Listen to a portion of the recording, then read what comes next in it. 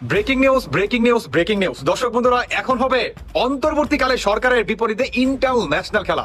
কি সেই ইন্টারন্যাশনাল খেলা?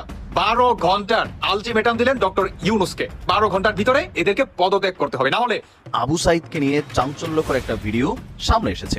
আবু সাইদ মারা যায়নি, তিনি ফ্রান্সে আছেন। ডক্টর মোহাম্মদ ইউনূস গোপনে তাকে ফ্রান্সে পাঠিয়ে দিয়েছেন। গোলাম মাওলা রনি বলছেন, আবু সাইদ মারা যায়নি, ফ্রান্সে আছে। ডক্টর মোহাম্মদ ইউনূস তাকে ফ্রান্সে পাঠিয়ে দিয়েছে।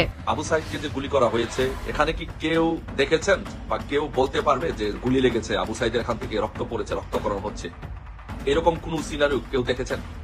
কেউ দেখেন না। ছাত্রলীগের সাবেক সভাপতি সাদ্দামের সাথে কোন একটা প্ল্যাটফর্মে তিনি বলছিলেন যে জয় বাংলা কিলিং মিশন গঠন করতে হবে। এরপরই কাকতালীয়ভাবে 2 থেকে 3 জন সমন্বয়কের মরদেহ উদ্ধার করা হয়েছে। একজন সমন্বয়ক গত 72 ঘন্টা যাবৎ মিসিং। সাবেক প্রধানমন্ত্রী শেখ হাসিনা ও তার পরিবারের বিরুদ্ধে ওঠা সব অভিযোগ সম্পূর্ণ ভিত্তিহীন বলে দাবি করেছেন শেখ হাসিনা পুত্র